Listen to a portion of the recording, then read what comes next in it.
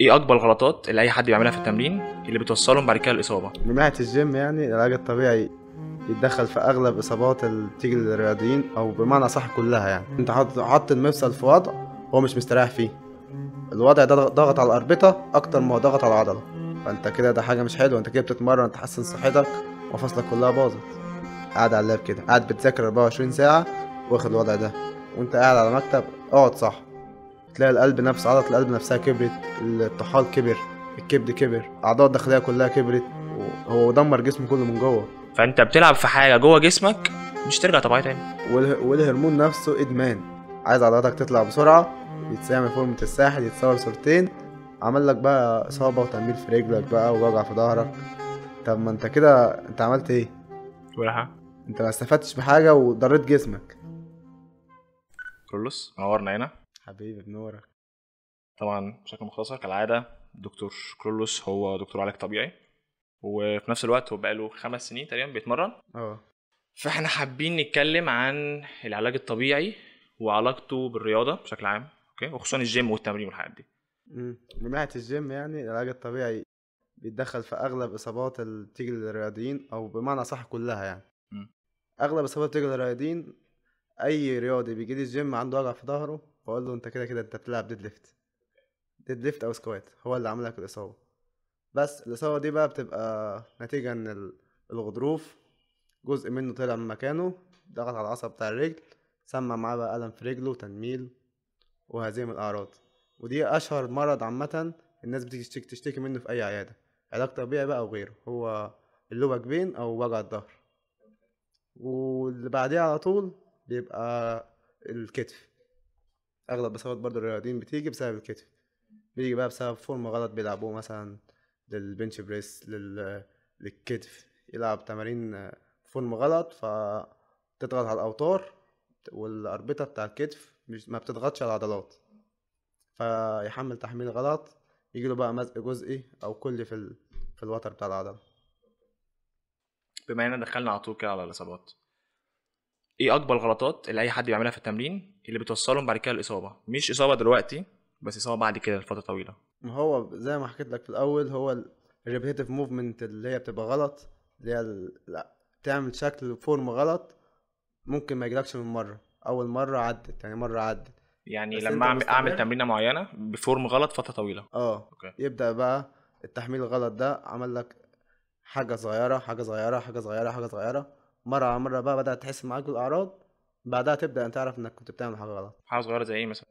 تحميل مثلا في تمرينة معينة عملته بطريقة غلط، مثلا لاعب شيست وانت كوعك مفتوح بزاوية أكبر من 90 درجة أو أكبر من 90 كمان، عشان تحط وزن انت مش قادر تشيله. المفصل مثلا بيتحرك من مكانه ولا؟ اه انت حط المفصل في وضع هو مش مستريح فيه، الوضع ده ضغط على الأربطة أكتر ما هو ضغط على العضلة، فانت عملت لنفسك تروما بس حاجة صغيرة. مرة على مرة بتخش بقى في حاجة أكبر، تبدأ بقى تحس إن دي كانت إصابة ما كانت تحس بيها بقى في الاخر بعد فتره طويله. التمرين بشكل عام، هل هو مفيد للعضل على اساس ان هو بيكبر زي ما هو مؤذي لمفاصل مثلا والاوتار؟ أكيد طبعا. اني واحده بتبقى اكتر من التانية؟ يعني اني واحده بيبقى فيها خطر كبير؟ من حيث إيه؟ يعني مثلا لو انا قعدت فتره طويله بتمرن، بيبقى فعلا في مشاكل في المفاصل، في العظم نفسه. على حسب الفورم برضو والأوزان، عشان كده في ناس كده بترجع لفترة الديلود علشان تقلل فيها الأوزان وتريح المفاصل بتاعتها شوية، وتلاقي نفسها بعد الديلود هو بيلعب بأوزان خفيفة وبيزود ريبيتيشن، بيلاقي بعد فترة بقى يستمر عليه مثلا شهر، مثلا شهر ونص بيعمل ديلود، بيرجع يلاقي أوزانه زادت ما قلتش. شهر ونص؟ اه. الدرود اللي في الماغ اللي هو مثلا اسبوع، فانت لا بتريح جهازك العصبي اصلا. لا انت في ناس بتقعد ديلود شهر ونص، تمام. بتريح المفاصل، وممكن ترجع بعد الفترة دي تلاقي كمان الأوزان بتاعتك زادت ما قلتش.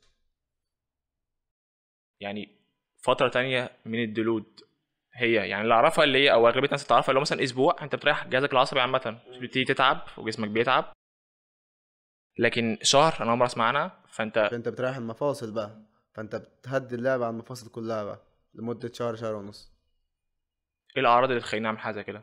احس ان انا محتاج. ارهاق عام، تلاقي مفاصلك كلها وجعاك، كتفك وجعك، ركبتك وجعاك، كوعك وجعك، تلاقي وجع في كل المفاصل مع الحركة. فانت كده ده حاجة مش حلوة، انت كده بتتمرن تحسن صحتك ومفاصلك كلها باظت. فانت كده انت عملت ايه؟ فلو حسيت بحاجه كده ابتدي اعمل حاجه اللي هو ديلود بس فتره طويله. اه. دلوقتي ما فيش حد اعتقد بيتمرن لما يتمرن باوزان تقيله المرحله ما بتبتدي تتمرن باوزان تقيله لان مم. جسمك سامح بده. انت بقى دلوقتي عايز تتمرن باوزان ثقيله وفي نفس الوقت خايف على مفاصلي او على عظمي بشكل عام، ايه اللي ممكن اوفق ما بينهم؟ هو في نظام حاليا اللي هو متبع حاليا واكتر نظام نازل عليه ابحاث، اللي هو لاين دنسيتي لو فوليوم. تتمرن بوزن تقيل وفوليوم قليل. ده اكتر نظام حاليا كله متبعه. بس في حاجة، انت بتتمرن بوزن تقيل بس بفورم صح، جايب الفور رينج اوف موشن وجايب الفورم كما يقول الكتاب يعني اصح يعني. لكن ما ينفعش بقى تقول لي انا بلعب لو فوليوم وانت جايب لي ربع المدى الحركي، وكمان جايب فورم غلط وفاتح كوعك على الاخر وجايب 5 6 عدات تقول لي انا بلعب هاي اندس لو فوليوم. انت كده بتدمر مفاصلك مش بتلعب اصلا.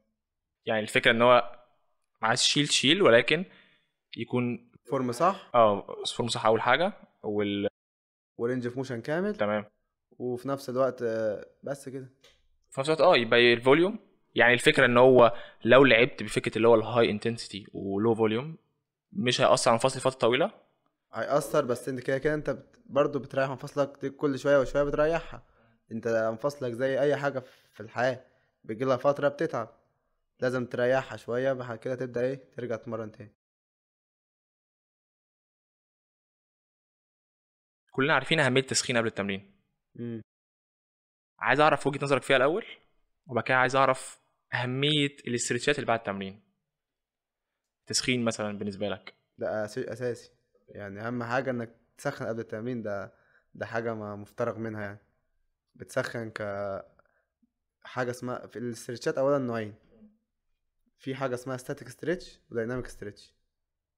الستاتيك ستريتش هو ستريتش العضلة وبتثبت فيه مثلا مدة من 30 ثانية لدقيقة، ايا كانت العضلة بقى اللي انت بتلعبها. وفي دايناميك ستريتش اللي هو استرتشات سريعة، انت بتاخد عضلة في عضلة الاسترتش وبعد كده بترجعها تاني. هو ثانية بترجع ثانية وبترجع، زي ما تكون بتشغل مثلا الشيست او ايا كان المفصل يعني، ثانية وبترجع. ده بيتعمل قبل التمرين. بتعمل دايناميك ستريتش لعضلات جسمك كلها اللي فيها حركه انا بقعد احرك. اللي فيها حركة. تحرك مثلا في لاترال، في شولدر ابدكشن، ايا كانت الحركة اللي بتعملها، بس دايناميك يعني فيها حركة. الاستاتيك بقى اللي انت بتعمل بعد التمرين اللي هي تمرين الاطاله يعني بمعنى صح، اللي هو مثلا بتعمل اطاله للعضله، ده بتتعمل بعد التمرين اللي هي الاستاتيك ستريتش. اوكي، يعني كويس انت قلت ده. يعني الديناميك بنركز فيها قبل التمرين. اه. وتزود برضو السيركيليشن رايح العضله وضغط الدم وكده و... وما تتصابش، تتجنب الاصابه. مع ممكن دمبل صغير كده تعمل بيه شويه ريبيتيشن فوق لكل ماسل، بحيث ان انت تضخ دم العضله اللي انت بتشغلها بس. وفي اخر التمرين بقى ستاتيك ستريتش عشان بتزود بيك معاك الموبيليتي طبعا، وال اللي هي بمعنى صح يعني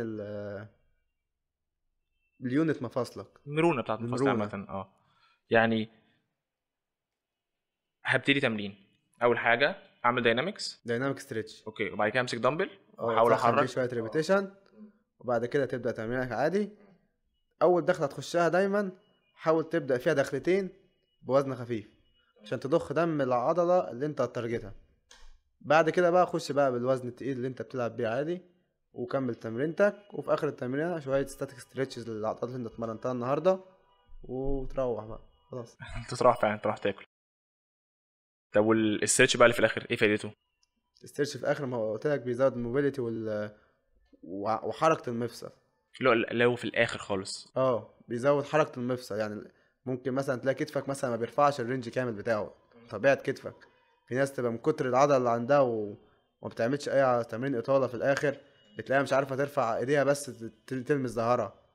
لا لعيبه كمال الاجسام من كتر البالك اللي عندهم، وان كمان المفصل ما فيهوش ليونه عاليه، مش عارف يلمس ايده مش عارف بظهره. يرفع ايده.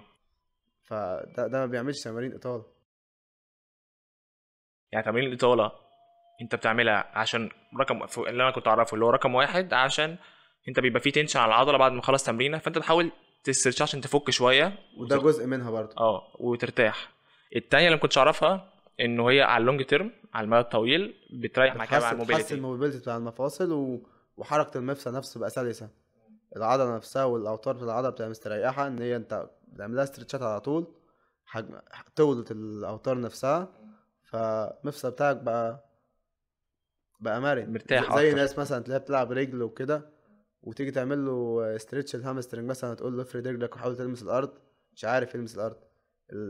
العضلة الهامسترنج عنده قصيرة، مش بيعمل لها استرتشات، فالمفصل نفسه اغلب الحركه بتطلع من الظهر مش بتطلع من الرجل. يجي يلعب ستيف ديد ليج ستيف ليج ديد ليفت، يبدا الحركه كلها طالعه من الظهر، مش من الخلفيات. يعني دي حاجه بتساعد فعلا في التمرين نفسها. اوكي، ما كنتش اعرفها على فكره. اللي هي لما بتعمل موبيليتي اكتر بيخلي عندك المرونه انك تعرف تمرن العضله اللي انت رايح تجيب رينج تمرنها. اكتر كمان للعضله. في ناس تلاقيها بتلعب بنش تقول لك مش قادر انزل المدى حركه كامل والدمبل يلمس الشيست عندي، فما عندوش مرونه اصلا في العضله نفسها. العضله نفسها قصيره. انا كنت فاكرها جينات في الاول. هي بتبقى في الاول، في الاغلب انت ما بتحركش جسمك، فانت حاطط نفسك في الوضع ده. واصلا اغلب الاصابات بتيجي بسبب ان العضله نفسها قصيره، انت ما بتعملش استرتشات، فالعضلات نفسها قصيره. اشرح لي كده يعني ايه عضلات قصيره. يعني مثلا العضله نفسها مش بتعرف تجيب الفول رينج موشن بتاعها كامل، وده بينتج عنه اصلا اخطاء في وضع الجسم. تلاقي واحد مثلا ماشي كتافه عامله قدامه كده وراسه عامله لقدام، ده بنسميه الفورورد هيد بوستشر وكيفوتك بوستشر. تلاقي العمود الفقري بتاعه من فوق اتقوس وراسه طلعت لقدام ودخل في راوند شولدر، كتافه ضمت على بعض.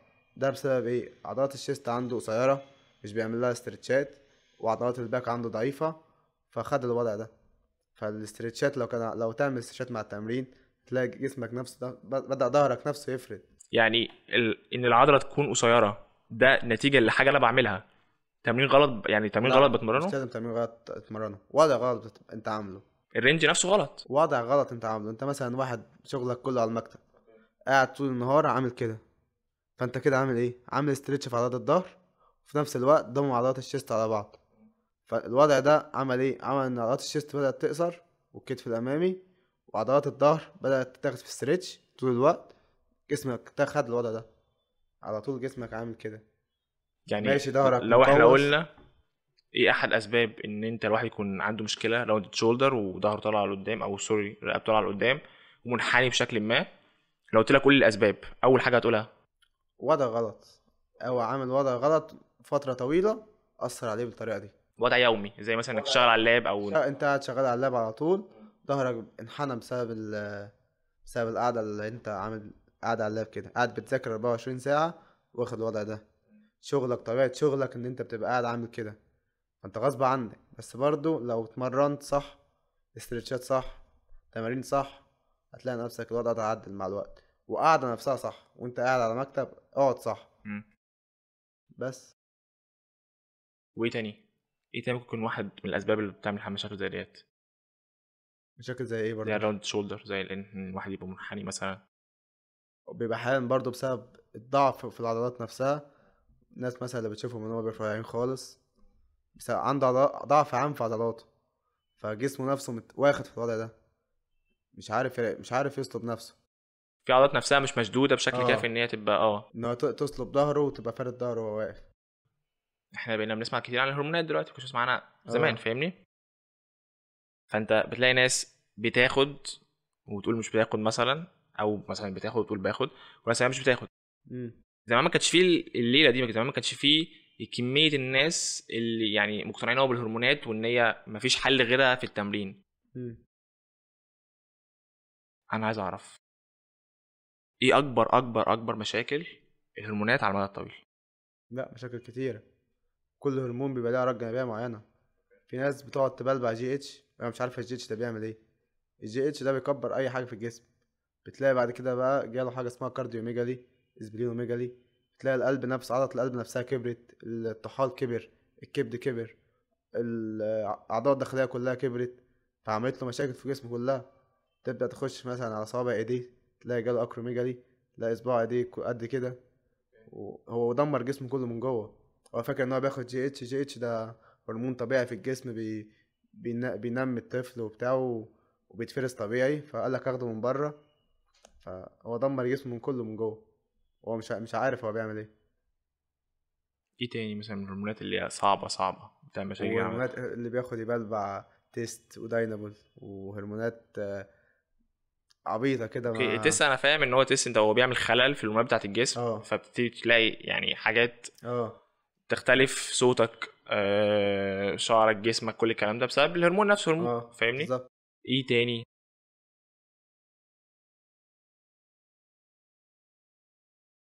والجي اتش والتسترون والداينابول والديكا. الديكا ده اصلا كانت بتاخد زمان، اصلا كان هرمون عاملين للعجول، بيتاخد التسمين العجول يدوه العجل عشان العجل يرمي لحمة ويبيعوه. الناس بقت بتاخده دلوقتي عشان تزيد مصر. الناس بتاخد اي حاجة، ده بجد. ما حدش اصلا بص لقدام كتير يعني. اغلبيتنا عايزين حاجة بسرعة قوي، بسرعة بسرعة. كل حاجة دلوقتي عايز حاجة، عايز عضلاتك تطلع بسرعة، يتعمل فورمة الساحل، يتصور صورتين وخلاص بقى. مش همك بقى اللي بيحصل جوه لانك مش هو شايف اللي مش بيحصل واعي، جوه. مم. هو مش واعي اللي حصل جوه جسمه واللي دمره جوه جسمه. اي حد بيتكلم عن، يقعد سنين بعد كده يعالج فيه، وده لو اتعالج اصلا. هو صح، في حاجات بتعالج الهرمونات بشكل عام حتى على المدى انت الطويل. بتصلح الغلط اللي انت عملته، لكن ترجع 100% طبيعي صعبة. انت في حاجات اتدمرت جوه، ما ينفعش ترجع طبيعية تاني.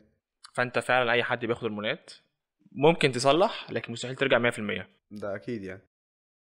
انت بوظت حاجة جوه مش هينفع ترجعها تاني، اذا اتكسر ما بتصلحش. الكسر ما بيصلحش، في الهرمونات اللي الكسر ما بيصلحش. ما بتصلحش فعلا. اغلبيه الناس اللي بتتكلم معاها دلوقتي اللي هو، اسال اي حد دخل الجيم جديد، اول جمله يقولها لك اعمل فورمه في قد ايه، في 3 شهور، في 4 شهور. مم. هم ما عندهمش العقليه بتاعت ان انت تقعد سنين عشان حاجه، فاهمني؟ وعايز حاجة بسرعة. فانا مش هاممني اوكي لو الحقنه دي او البرشامه دي او ايا كان ده هيعمل لي فورمه. اروح اخدها يا عم وراح نفسي. فمن بره انا شكلي حلو جدا، بس هو مش فاهم ايه اللي جوه اللي بيحصل. حتى لو سمع من ناس كتيره ده بيحصل، ده بيحصل، ده بيحصل، ابقى اصلح بعدين بقى اللي حصل، او ابقى لما بعمل فورمه ببطل. الفكره ان هما مش فاهمين ان هو الهرمونات عامله زي اللي هو انت مش تعرف يعني لو بطلتها هترجع تاني. انت لو بطلت جيم عموما وبعد ما عملت فورمة اللي انت عايزها، طبيعي هتخس تاني. طبيعي بالهرمونات، هم فاكرين ان هو بشكل ما انا هاخدها اوصل لحد معين او ستاندرد معين بعد كده ابطلها فافضل على الستاندرد ده. لا مش لا، هتعرف تعمل كده. لان الهرمونات اللي في جسمك مش زي ما هي جسمك محتاج بالظبط، جسمك عشان يحافظ على العضل دي عايز نسبة معينة من نفس الهرمون، النسبه. جسمك مش بيفرزها. فطبيعي هتلاقي العضلات كلها دي كلها نزلت لغاية النسبة الطبيعية اللي جسمك يعرف يتحملها، وبعد كده خلاص بتثبت. هرمونات زي التستيرون مثلا بتأثر على الغدد نفسها. ايوه طبعا. انت عندك التستس او الخصية بتفرز هرمون التستوستيرون، انت بتدخلها هرمون من بره. قعدت شهر مثلا في الكورس، شهرين في الكورس، 3 شهور في الكورس، الخصية نفسها لقت الهرمون بيدخل من بره بزيادة كمان عن اللي هي اصلا تقدر تصنعه، فخلاص هي بطلت تصنع، حصل ضمور في الخصية. جيت انت بطلت الكورس بتاعك، جيت لقيت الخصية مش عارفة تفرز هرمون، وبيتفرز في جسمك استروجين، تلاقي بقى حصل لك مشاكل وتسدي وما إلى وراءه من أضرار الهرمون. الاضطرابات الهرمون اللي بتحصل. بالظبط.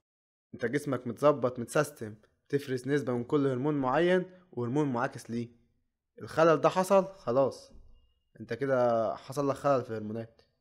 عارف الفكره في ايه؟ انه من 10 سنين مثلا كان الادمان، كان ادمان مثلا المخدرات وكده.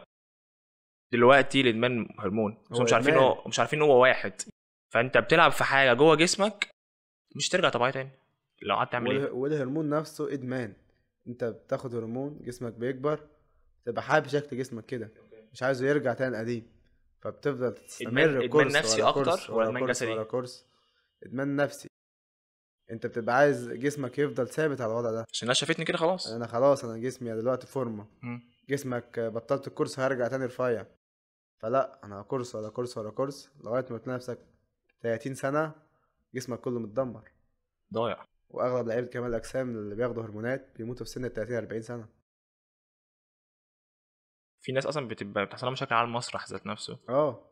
بسبب كمان الديهايدريشن اللي بيحصل لهم، هما بيسحبوا الميه من جسمهم قبل التصوير. شفت مناظر رهيبه جدا من الناس، مم. وخصوصا وفي كمان مصارعين كمان في اليو اف سي هم بينزلوا ميه عشان الوزن ايوه بتاعهم بتحصل بالظبط. مشاكل وكده. مش لطيفه الهرمونات يعني.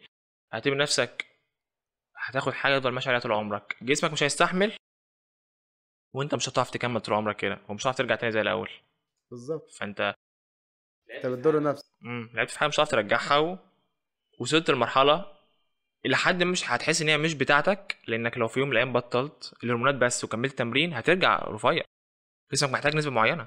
بالظبط، انت كده انت ضريت نفسك، ما فدتش نفسك في حاجه، انت عملت شكل بس على الفاضي، لكن جوه مفيش حاجه. زي نفخ كده بالظبط، زي ما بيقولوا بالظبط. فعلا، فاهمني؟ فانت كده يعني هترجع تاني زي الاول، ويمكن اوحش بكتير يعني. هترجع زي الاول جسديا اللي هو من بره مظهر، لكن من جوه هترجع اوحش بكتير. بالظبط. آه، في التمرين ازاي افرق ما بين الالم اللي هو الم بسيط مثلا في العضله بسبب اتمرن تمرينه واحده غلط، او عملت حركه غلط او فورم غلط، وما بين اصابه او يعني ما بين سوري الم اللي هو لا انا محتاج اروح للدكتور علاج طبيعي عشان دي ممكن تكون داخله على اصابه. يعني في انواعين من الالم بيجي بعد التمرين. في اول الم اللي هو الالم العادي، اللي هو حاجه اسمها الماسل سورنس، ده بيجي في العضله بعد التمرين مباشره او بعدها بيوم، بسبب تراكم اللاكتيك اسيد يعني، او حمض اللاكتيك جوه العضله. ده بيقعد من يومين من 48 ل 72 ساعه، وبيروح مع الوقت. على حسب حجم العضله نفسها. على حسب العضله، عضله كبيره صغيره، انت لسه اول اسبوع ليك في الجيم ولا بتتمرن من زمان، تاخد كرياتين، ظبط اكلك او كده الكرياتين يعني. بيفرق في ده. طبعا الكرياتين بيسرع بعمليه الريكفري. بس هي بتفرق. الماسل سورنس ده اخره 72 ساعه، بعد كده بتلاقيه راح. لكن لو انت جالك اصابه من التمرين، هتلاقيها قعدت معاك بالاسبوع ما تروحش، فده مش ماسل سورنس، ده انت اتمرنت بفورم غلط، عمل لك اصابه، ايا كان بقى الاصابه هي ايه.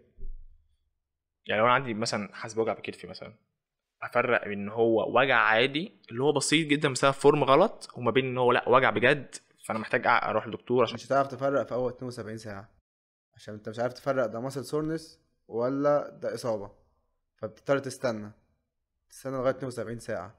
الالم ما راحش وبيزيد كل شويه، يبقى لا، يبقى انت كده في اصابه، لازم تروح تشوف تكشف. في حركات معينه ممكن اعملها مثلا طبعا، ده في تستات كتيره بقى لكل وتر في الجسم، تعرف اتصاب ازاي، مش تيست واحد. عشان تعرف نفسها اذا كانت اصابه وفين بالظبط. لكن ماسل سورنس بقى، انت اكيد اي حد دلوقتي بيبقى عارف ويقول لك بحب الاستيقاظ على العضلات.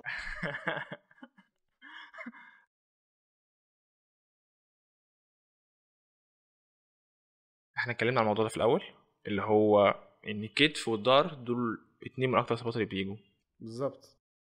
ليه دول اشهر اصابتين في يعني في المجتمع بتاع الجيم عامه او التمرين؟ لان اكتر مفصل عرضة للحركة هو مفصل الظهر ومفصل الكتف.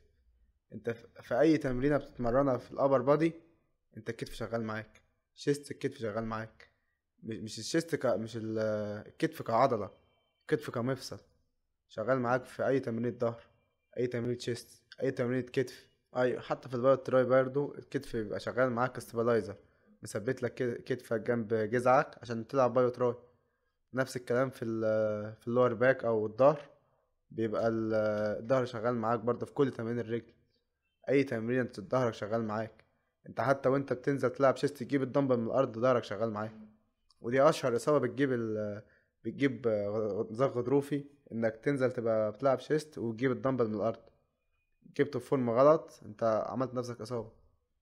لو حطينا بالترتيب اول مشاكل اي حد بيعملها عشان تجيب انزلاق، اول حاجه اول حاجه الديد ليفت، ده اساسي. مش كتمارين حتى كعادات يوميه.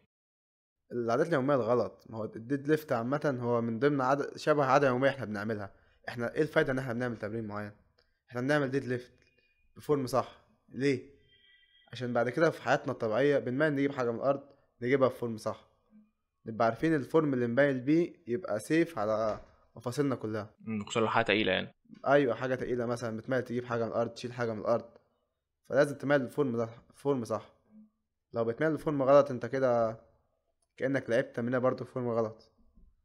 ايه اللي بس بيحصل صح لما اميل اجيب حاجه غلط او انا ظهري منحني مثلا؟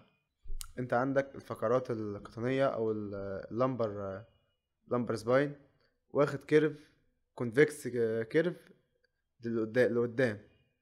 فانت لازم تحافظ على الكيرف ده في في اي حركه انت بتعملها وانت بتميل. ما ينفعش بقى انت بتميل تروح تاني الكيرف ده لقدام. يعني الكيرف عامل كده، انت بتميل لقدام، خدته في وضع عكس الوضع بتاعه، فانت ضغطت على الفقرات كلها. فانت ده ضغط على الفقرات. لما ضغط على الفقرات الغضروف نفسه بدأ يطلع من مكانه، يطلع مادة جيلاتينية من جوه الغضروف بدأت تطلع، ضغطت بقى على العصب السciatic نيرف، على العصب اللي هو الوركي، عمل لك بقى إصابة وتنميل في رجلك بقى ووجع في ظهرك. طب لو اهملت حاجه زي كده هيجيلك بقى الأعراض دي كلها اللي بقولك عليها. وبعديها؟ هتبدأ بقى تضطر بقى تروح للدكتور وتتعالج وتريح من التمرين. على ايه ده كله؟ يعني ده كله علاجها ايه بشكل عام؟ علاجها بيكون انك بتدي مصل ريلاكسنت، بسط عضلات يعني ومضاد التهاب، وتريح في البيت شوية، وبعد كده بتبدأ بقى تعمل تمارين علاج طبيعي عند حد متخصص. يبدأ بقى يحاول على قد ما يقدر ان هو يخلي الغضروف اللي طلع ده يبدأ يرجع مكانه تاني. فترتها بتقعد قد ايه؟ الريهابيليتيشن بتاعه ممكن يقعد لتلات شهور على حسب درجة الإصابة. طب بما إننا دخلنا في الاصابات، لو في شخص بيتعافى من اصابه او كان عنده اصابه وبيتعافى منها دلوقتي وعايز ينزل التمرين، رقم واحد ايه مده الاصابات؟ من يعني من اصابه صغيره مثلا، رغم ان الكتف مش اصابه صغيره، بس اصابه مثلا في كتف لحد مثلا انزلاق. الإصابات بتتراوح بقى على كل إصابة وليها مدة علاج معينة. وكده كده احنا مش بنشتغل ان احنا نعالج إصابة وخلاص، احنا عايزينك ترجع تاني للحاجة اللي انت كنت بتعملها، بس تعملها بقى بشكل صح. اتصبت من حاجة بنرجع كتفك يشتغل بطريقة زي الأول، وترجع بعد كده تشتغل بفورم صح. فانت رجعت كتفك يشتغل تاني من غير بقى البين او من غير الوجع.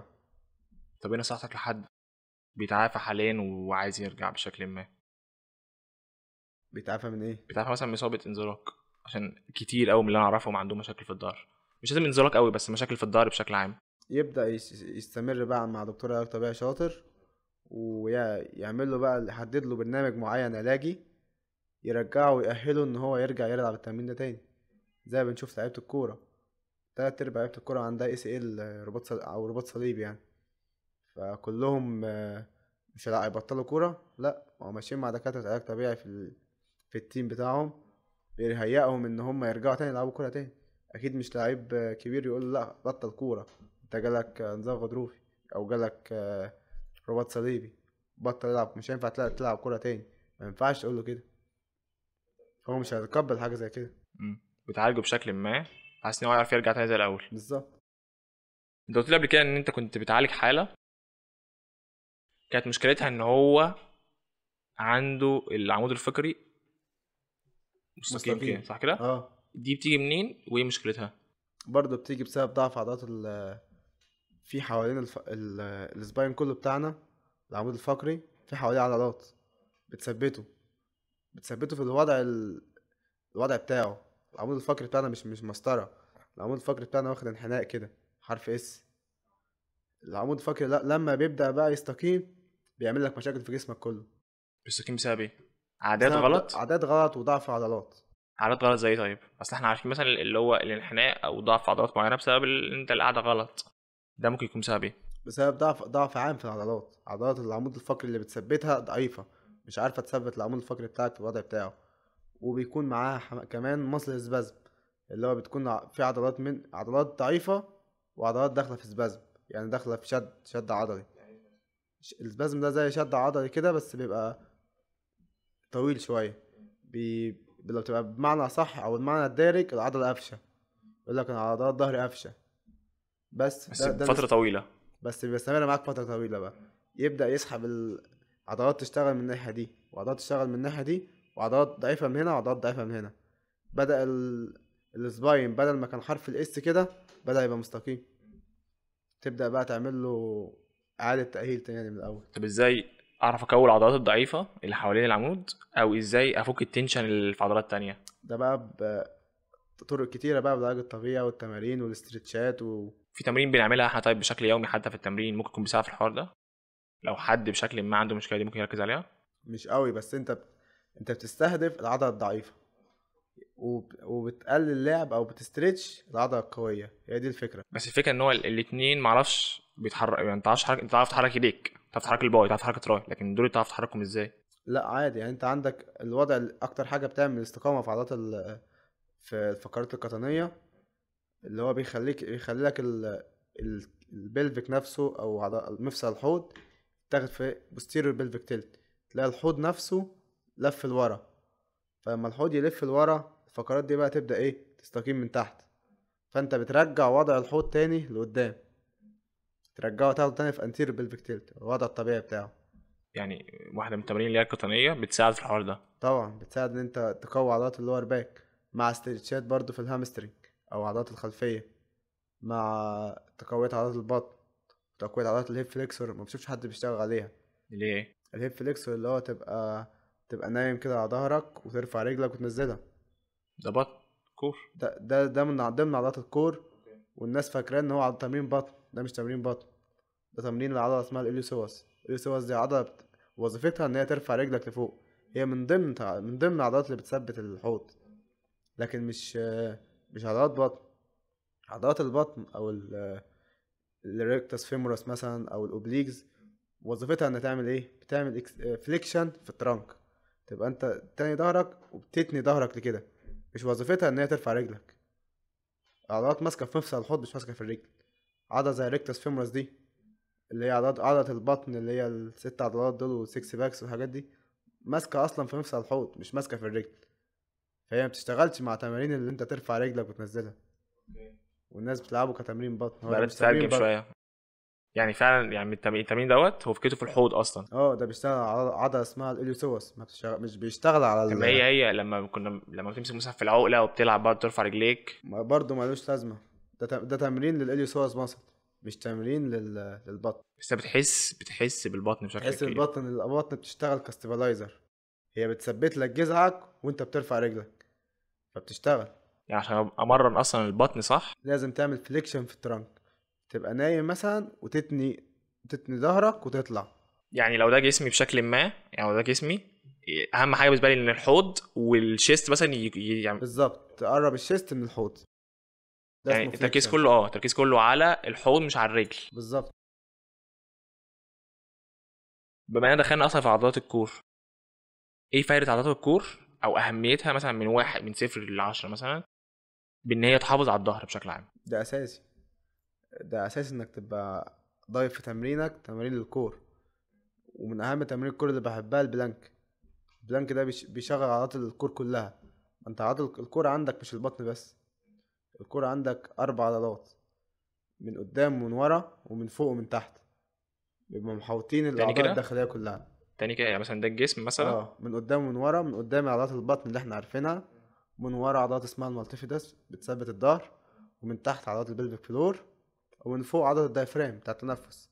كان في ده حاجه ده اللي هي الكور. الكرسي او اللي اه هو. بالظبط، هو بيبقى عامل زي في عضله تانية كمان اللي هي بتبقى بتلم بقى الاحشاء كلها، اسمها الترانسفيرس ابدومينس، دي بتبقى لفه حوالين الاحشاء كلها، من ضمن عضلات الكور برضه.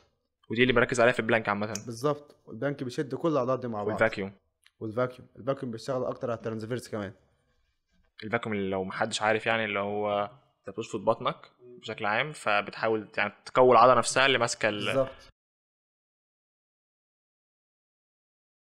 لو حد. طب ثانيه، نرجع تاني لفكره القطنيه. احنا صلحنا فكره ان هو عضلات الرجل مش مهتم خالص برجلي، عضلات اسف الكور مش مهتم برجلي، يعني مهتم بالحوض نفسه. مم. في القطنيه في طريقتين ناس بيلعبوها، ان انت تحرك ظهرك بشكل مستقيم وتنزل وتطلع، وناس ثانيه بتلعبها ان انت بتتنيه بشكل ما. تتني جذعك اه. بالظبط. اني صح، اني واحده بالتارجت القطنيه صح. اكيد انك تتني جذعك، مش بتنزل بوسطك كله في الارض، لان وظيفه العضلات القطنيه ايه؟ بتعمل اكستنشن في الترنك، فانت جسمك اهو كده مش بتنزل كده، انت بتنزل كده وتطلع كده، تنزل كده وتطلع كده. اتني يعني. انت بتتني وسطك، مش بتنزل بحوضك. لو نزلت بحوضك انت بتشغل عضلات الجلوتس والهامسترنج، مش بتشغل عضلات القطنية اصلا. بس انت بتحس فيها بسخونة عشان هي شغالة كاستابلايزر برضو، هي مثبتة العمود الفقري لكن مش هي اللي شغالة اصلا كمين وصل. بس. كنا بنلعبها غلط سنين. امم كله كان بيلعبها غلط. الفكره ان حتى على فكره الناس اللي بتلعبها صح دلوقتي بيتريق على الناس بتتريق عليها. ايوه بالظبط. بس شويه بتنزل بطريقه كلنا حافظين اللي هو القطنيه، انت تنزل مستقيم يشوفك جدا. انت بتنزل بتتني ظهرك بس يقول لك ايه انت بتنزلش يا عم، انزل العب قطنية زي الناس. اه. طب اتكلمنا على القطنيه والكور، دول من الحاجات اللي بتساعد في الظهر. ايه تاني بالنسبه للظهر او الكتف، العضلات اللي هي او سوري التمارين اللي احنا ممكن نلعبها تحافظ على الاثنين دول؟ اساسي انا بضيف لتمريني كذا تمرين كده يحميك من الاصابات لحد ما. اولهم تمرين البلانك، ده بيحملك الحوض جامد يعني من الاصابات، ان هو بيشد الكور ماسل كلها. ولازم تضيف تمارين للكور في تمرينك، ما ينفعش مثلا ما تلعبش بطن، ما ينفعش ما تلعبش قطنيه، ما ينفعش ما تلعبش على الاوبليجز كمان اللي هو عضلات البطن الجانبيه. والكتف بشوف ناس كتيره بتسخن ومش مهتميه بعضلات اللي بتثبت الكتف اصلا، اللي هم روتيتور كف، 4 عضلات صغيرين هم مثبتين نفس الكتف. يفضل يلعب رفرفه جانبي وامامي وخلفي و... والعضلات الكبيره بتاع الكتف، وسايب العضلات الصغيره اللي بتثبت الكتف في مكانه ما بيتمرنهاش. فمع يبدا الوقت بتعمل الكتف مشكله. يكبر، يبدا يجيله بقى التهاب بقى في العضلات الصغيره دي، ان هو مش بيتمرنها. يعني المفروض اتمرنها ولا اسخنها ده كفايه؟ تسخنها وتسخنها كويس، هي عضلات صغيره فمع التسخين هي اصلا بتكبر لوحديها هي شغاله على طول. طب اديني كده تمارين للروتيشن. زي مثلا اكسينال روتيشن، تبقى بشوف الناس بتسخنه بالدمبل وده غلط خالص. تبقى ماسك الدمبل وعمال تعمل بيه كده، ده غلط. عايز تسخنه صح تسخنه على الكيبل، تبقى تخلي الكيبل قدامك وتسحب، تاخد الشولدر في اكسينال روتيشن وترجعه مكانه. يعني ابقى ماسك الكيبل عامه اه واخد وتاخده في اكسينال روتيشن. روتيشن. تمام. لكن بالدمبل انت المقاومه نازله لتحت، انت الهدف ان انت تاخد المقاومه بالجنب مش لتحت. فانت ماسك الدمبل انت مشغل الباي مش مشغل الكتف. ودول من اكتر التمارين يعني اللي انت بتحافظ بيهم على روتيشن يبقى كده روتيشن وروتيشن. اه صح كده؟ بالظبط. الاتنين بالكيبل مش اتمرهمش بالدمبل بس. ومع تمرين البلانك وكده والتسخين الكويس والفورم الصح. بعد كده حافظ يبقى ماشي من الاول. تسخين بشكل عام دي من اهم الحاجات. بالظبط. في التمارين نفسها خلي بالك من الحاجات اللي هي فيها الكور وفيها القطنيه، عشان ده عامه اللي هو الحته اللي بتحافظ على الحته الجزء اللي تحت. بالظبط. كان اعتبرها كده كانها دايره محافظه على كل حاجه تحت، بالظبط. من العمود الفقري يعني بشكل كتيره. وبعد ما تخلص الاسترتشات مش عشان تروح مرتاح او عشان ما يبقاش في الم، الاسترتشات عشان المدى الطويل. الموبيليتي بتاع المفصل. بتلاقي بعد كده انت عارف تجيب رينج اكتر، فما بيبقاش فيه انكماشات في جسمك، بالظبط. فتبقى مرتاح عامه. تحفه. احنا اتكلمنا على واحده بس من العادات الغلط، اللي هو القعده مثلا على المكتب او انت بتشتغل او كل الكلام ده. ايه تاني العادات او الحركات الغلط اللي بتعملها بشكل يومي لما تيجي تجمعهم على مدار شهور او سنين بتبقى مشاكل كتيره في وضعيه جسمك، في اصابات، وجع في اماكن معينه في ظهرك او في كتفك بسبب وضعيات او عادات غلط احنا بنعملها بشكل يومي؟ بعيدا عن التمرين ولا بعيد من عن ضمن التمرين، التمرين؟ بعيد عن التمرين دلوقتي. اول حاجه طبعا اللي اتكلمنا عليها اللي هي القعده الغلط قدام المذاكره او قدام الكتاب. ده بياخد جسمك نفسه بوستشر غلط، بيبدا ياثر عليك بقى بعدين. بتلاقي عضلاتك كلها في عضلات صغرت وعضلات دخلت في اطاله، فالمفصل نفسه ما بقاش في الوضع الطبيعي بتاعه. في حاجه ممكن تعوض حاجه؟ يعني لو فضلت قاعد غلط اشتغل فتره طويله بس بتمرن صح مثلا عضلات معينه زي الظهر والبنش وبجيب رينج وكل الكلام ده يعوض ده؟ مش للدرجه اللي انت متخيلها برضه. يعني لازم مع اللي انت بتتمرن لازم برضه تبقى قاعد صح. مش اغلب الوقت، محدش بيقعد صح اغلب الوقت، بس لما تفتكر انك قاعد غلط عدل نفسك. قاعد لنفسك. وحتى في المشي. بالظبط. كل مثلا 45 دقيقة مثلا اقف اتمشى قدامهم، اعمل شاي، اعمل اي حاجة. ما تفضلش قاعد على طول كده قدام اللاب قدام الكتاب، حرك نفسك. انا كنت عارف قبل كده ان هو من القعده كمان بتعمل مشاكل في القطنيه من تحت. ايوه بالظبط. انت قاعد بيبقى تحميلك على القطنية كل انت قاعد، فبتعمل مشاكل برضه. فانت بتبقى قاعد مميل لقدام، فواخد القطنية في وضع غلط برضه. يبقى ايه تاني مثلا من العادات اليوميه من حيث ايه؟ بشكل عام؟ انت مثلا بتعمل كذا كذا كذا، انت شايف ان انت تعمل الحاجه دي مثلا، ان انت تجيب حاجات من الارض مثلا بشكل غلط، دي مثلا مشكله. ده غلط برضه. انت بتجيبها انت بتميل تجيب حاجة من الأرض، هاتها بطريقة صح. انزلها مش عارف تنزلها بوضع صح، انزلها بسكوات. لكن ما تنزلش بظهرك بس وثبت رجلك انت. ايوه بس مش بتكلم عن حاجات صغيره قوي، بتكلم عن حاجات كبيره والتقيله. دي بتفرق بقى معاك. الاوزان في الجيم وانت بتشيلها وانت بتجيبها من الارض، لازم تجيبها دي بفورم مشكله. صح. على فكره انا بشوف ناس كتيره جدا يعني، انا اركز في السكوات صح، اركز في الديد ليفت صح، يجي ياخد الوزن من الأرض. وزن تقيل مثلا 40 50 او ان كان حتى لو 30، بس 30 و30 دي بتفرق اه على ظهرك.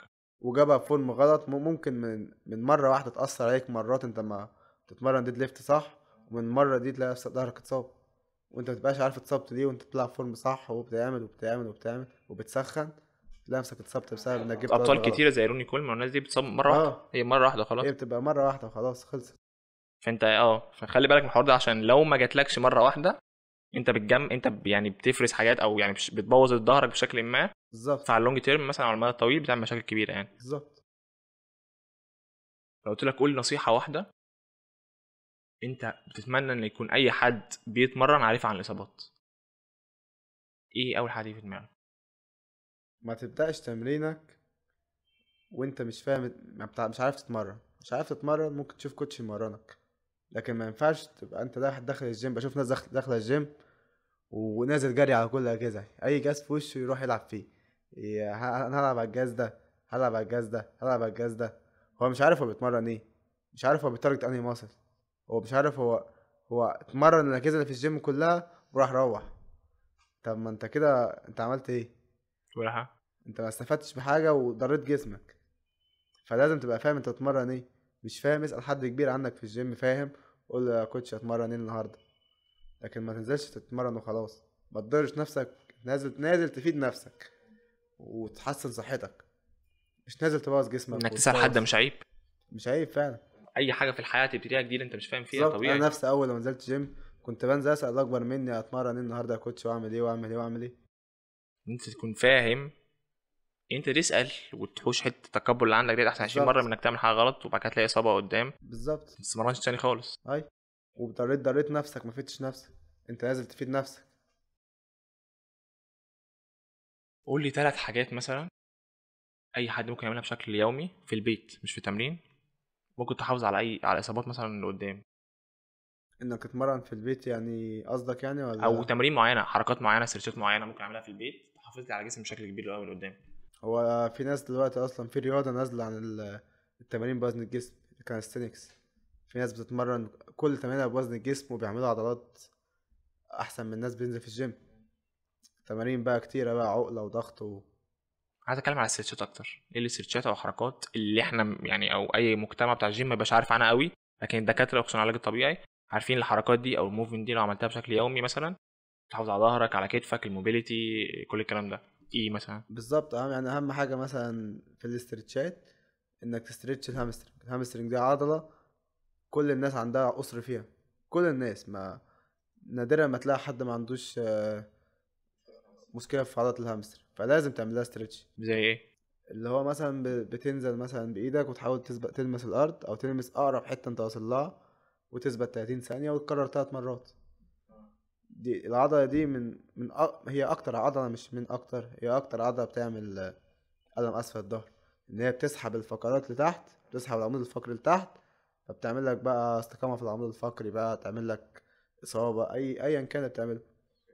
ومن كتر ان هي قصيره انت بتيجي تميل تجيب حاجه من الارض، جاي معاك. انت مش عارف تميل الفورم الصح. بالحوض، فانت بتميل بالظهر. تبدأ تتني عضلات ظهرك عشان تلمس الأرض، مش بتتني حوضك عشان تنزل تلمس الأرض. هتلاقي الفورم طلع غلط بالظبط. تعمل مشاكل. ايه فدي تاني؟ أكتر عضلة المفروض تعملها ستريتش. وعضلات الشيست طبعا، عشان حوار الراوند شولدر زي ما بقولك مشهور قوي. تلاقي كل الناس ماشية رفيعة مثلا وكتفها عامل كده، بسبب ان عضلة الشيست بتاعته قصيرة، مش بيعمل لها ازاي ستريتش. ازاي صح ممكن اعالج زي الراوند، حاجه زي الراوند شولدر مثلا؟ احنا بنعالج راوند شولدر بكذا حاجه يعني، باسترتشات وسترنسات، يعني تقويه واطاله. ما ينفعش بحاجه واحده. انك عملت العضله ستريتش وبعد كده قعدت تاني فتره هتقصر تاني، لكن لازم تعمل العضله دي ستريتش وتعمل الباك سترينث وتقويه. تبدا بقى دي تاخد الوضع بتاعها، عضلات الباك نفسها قوت، فبقت فردة ظهرك لقدام، فردة ظهرك لورا. يعني لو لخصنا حوار الراوند شولدر عشان اعالجه، احنا عرفنا مثلا مشاكله انك تقعد غلط او تمشي غلط او كل الكلام ده، او يكون عندك ضعف في حاجه وحاجه قويه حاجه ضعيفه يعني. لو عايز اعالجه افكر ان انا الشيست العب بفورم صح فيكون في ستريتش صح اه، فتبقى فيها ومع اطاله. استرتشات بعد التمرين طبعا للشيست، ومع تقويات بقى للظهر عشان يبدأ ظهرك يتفرد برضه. فهو فكرة العلاج الطبيعي او اللي احنا بنعمله في كريهابيليتيشن يعني، احنا بنحسن البوستشر بتاع الجسم نفسه. فانت بتشوف ايه العضلة القصيرة، ايه العضلة الطويلة، ايه العضلة اللي محتاجة تقوى ولا محتاجة فانت تكون عارف تطول. تاريخ ايه وتقوي بالظبط، ايه. وانت بتقوي دي وتعمل دي وترخي دي، تبدأ ترجع الجسم للوضع الطبيعي. ايه ستريتشات حلوه ممكن اعملها بعد التمرين بالنسبه للشيست؟ في مثلا ستريتشين للشيست، التي شيب والفي شيب. واحد بيستهدف الكلافيكولار هيد بتاعت الشيست، وواحد بيستهدف الاسترنال هيد بتاع الشيست. وانت عندك الشيست عضلتين، عضلة ماسكة في الاسترنم وعضلة ماسكة في الكلافيكولار. في اللي هو تشرحهم لي كده. التي شيب مثلا اللي هو كده، تقف على حيطة، تبدأ تاخد ستريتش للبنش.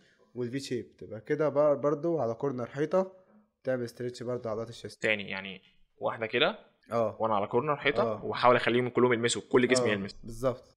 واحدة تعمل شكل في، وتحاول برضو تلمس الحيطة بظهري ولا بوشي؟ بوشك. بوشي يعني اه، الاولى انت باصص تي. للحيطة. تي. الاتنين انت باصص للحيطة، بس واحد في وضع تي وواحد في وضع في، عشان تستريتش العضلتين بتاع الكتف بتاع الشيست. والظهر تقوي بشكل عام تتمرن. اه بالظبط. واهم عضلة قوية برضو في حالات الضعف بتاع الراوند شولدر هي عضلة الرومبويد. اللي هي العضلة اللي هي ماسكة لوح الكتف في السباين. دي بتبقى ضعيفة، بتاخد الكتف لقدام، تاخد لوح الكتف لقدام، فالكتف يتاخد لقدام في راوند شولدر. العضلة دي وظيفتها ايه؟ ان هي تضم الحين الاسكابل على بعض. لما يتضموا على بعض خلاص انت يتدموا على بعض ولا يتدموا على على الكبد الصدري؟ لا، يتضموا على بعض لورا كده. بس فانت لما تعملها سترينث بتبدأ العضلات دي ترجع لورا. لكن لما يكون العضلات ضعيفة بتبدأ تاخد العضلة لقدام، وتلاقي نفسك دخلت في راوند شولدر. ايه التمارين الحلوه لحاجه زي كده؟ عندك مثلا تمرين التي بار. ده من اهم التمارين. التي بار واسع اللي انت بتتمرنه على الدكة. ده من اهم التمارين للرومبويد او عضلات نص الظهر عموما. ايه تمارين تاني حلوه اصلا العضلات الابر بتاع الظهر اللي بتساعد بقى على كل الكلام ده؟ اي تمرين تكون فيه كتفك بزاوية 45 مع جسمك، ده بيتارجت الابر باك. في تمارين كده اللي انا شفت اللي هو كانك بتمرن ترابيس بس العكس، يعني بدل ما انت بترفع لفوق انت بتشد لورا، بس انت اه. بتلعب سكابيلا. اه بالظبط، ده بيشغل معاك عضلات الرومبويد برضه. يعني دي تمرين حلو. اه، من ضمن التمارين برضه اللي بتشغل الرومبويد. بتسحب الوزن بكتفك لورا وتثبت ثانية أو ثانيتين ده من ضمن التمارين اللي بستخدمها برضه في تأهيل الراوند شولدر وكده. انا سمعت حاجه قبل كده اللي هي الفرونت في الراس حاجه كده، الشخص عنده فرونت بشكل عام. اه، فورورد هيد بوستشر اللي هو بيبقى راسه لقدام. دي ايه اسبابها؟ طبعا برضو القعاد غلط. دي انت بتبدأ معاك الجسم من الراس للرجل. في ممكن يكون واحد عنده مشكلة ان فقرات اللمبر او فقرات القطنية الكيرف بتاعها زايد، يعني هي مثلا واخدة المفروض كيرف لقدام كده، الكيرف زاد كده، بيبدأ الكيرف اللي فوق يزيد كده، يبدأ ظهره يخش في راوند شولدر، ويبدأ راسه تخش في فورورد هيد. فهي كلها باي ميكانكس مع بعض. يعني فعلا التاثير اللي تحت ممكن ياثر اصلا على فوق. التأثير اللي فوق هو اللي بيأثر لك لتحت، أو تحت يأثر لك فوق. أنت واخد وضع غلط في كتفك، في راسك لقدام، كتفك اتاخد في راوند، ظهرك اتاخد في كيفوزس، يبدأ تحت اللمبر اتاخد في لوردوزس، بدأت بقى يجيلك مشاكل وجع الظهر بقى وانزلاق غضروفي، المشاكل كلها. بعد كده ياثر تاني فوق. بالظبط. فأنت جسمك كل حاجة على بعض. يعني ما كنتش اعرف دي. طب اعالجها ازاي مثلا؟ انت بقى بتروح تعالجها واحدة واحدة، تشوف المشكلة اللي عندك وتعالجها. أول ما تعالج المشكلة الأساسية تبدأ بقى المشاكل الفرعية اللي نتجت منها تبدأ مع الوقت تتحسن لوحديها. دكتور كرولوس، انا كنت مبسوط انك كنت معانا هنا. حبيبي تسلم. بشكل كبير كبير كبير. يعني انا نفسي اتعلمت حاجات كتيره جدا ما كنتش اعرفها الصراحه، برغم ان انا بقالي سنين اصلا في التمرين. حابب جدا ان احنا اتكلمنا في كذا حاجه ليها علاقه بالاصابه وكده، عشان يعني ناس كتيره خصوصا الشباب الصغيره بتبقى داخله انت عايز تتمرن بس مش عايز، يعني انت عايز تتمرن بس مش عارف ان في 500 حاجه اسمها تمرين. التمرين مش مجرد انك بتروح تمسك جهاز او دمبل وتقعد تلعب بيه، الموضوع فيه اصابات كتيره. اعظم الناس ما زالت بتتصاب اصابات خطيره. فانت تتمرن صح، انت تعيش حياتك بشكل صح، حتى المشاكل اليوميه زي الراوند شولدر وكل الكلام ده بالظبط. انت تركز عليهم. فانا بصراحه احنا غطينا كل الكلام ده واتكلمنا عنه، انبسطت جدا جدا كنت معانا النهارده.